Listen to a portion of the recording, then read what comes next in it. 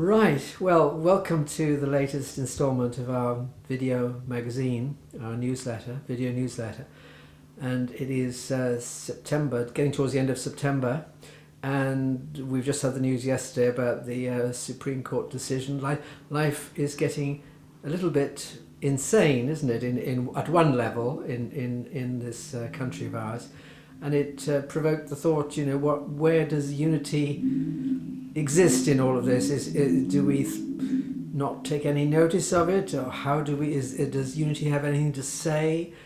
Does unity offer anything in these rather frenetic, rather hectic, and rather unreal political and social situations, cultural situations we're in at the moment? And over to you, Kimerie. Do you have any thoughts about this? I do. We definitely respond. We are part of the world. We talk about being one with the world. Well, you can't be one with the world and part of the world and not play a part in the world.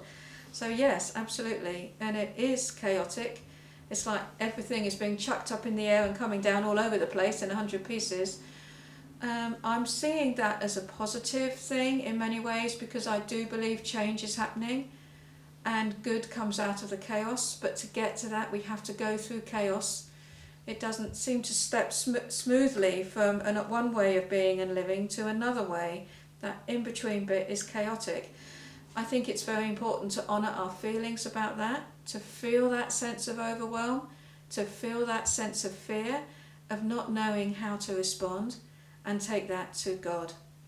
And acknowledge then that through all, this unshakable presence is the ground of our being, is the energy that holds us, and is here through us and with us in the chaos.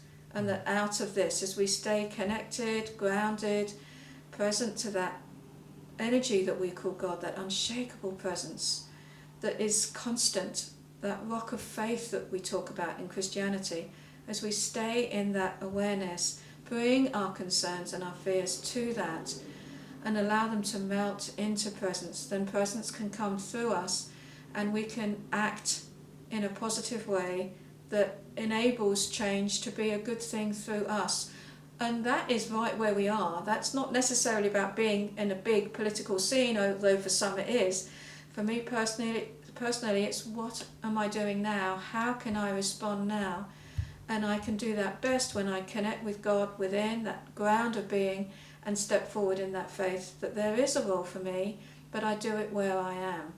Because there's you often hear people saying in this situation, the world is gone insane. There's nothing we can do about it, and we either turn off, or we get very cynical, or we get apathetic. What do you say? And those responses just drag us down. We're ineffective as human beings, and certainly as divine beings, if we allow ourselves to be overrun by those thoughts and those feelings. That's why I feel it's really important to honour where we're at with the feelings of it, and just bring that to God, bring that to that altar, that awareness that in the midst of this is God. God is in the midst of this. The kingdom of heaven is in the midst of this. But we have to take time to focus on that. We talk about the golden key in unity. There is only God. Come back to God. But it means drawing all of that pain, discomfort, fear, doubt, bringing all of that to God and allowing that to melt in that awareness of God here. And so we're honouring those feelings. It's important to acknowledge that. But then that's not who we are. We are so much more than that. And the more that we are can come through as we acknowledge the humanity, the divinity comes through. So it's embracing all of it, and it is scary at times, and we do go into doubt. What can I do in this? But we have power. We all have power. We have that divine power. And so when we take time to tap into that beingness within us, we can then take steps to act out of that beingness and make a difference right where we are. And it's interesting that that young teenager who's holding talks in the United Nations Climate change. Yes, the young lady who is doing so much. There's a kind of spiritual quality to that, isn't it? Because it's so. This person is on the face of it quite young and vulnerable and not having any of the trappings of power, and yet she's been able to catch the imagination of many people, which is a kind of spiritual message for us. I can't help feeling. What do you feel about that? Well, she's very clear. She's clear in her message.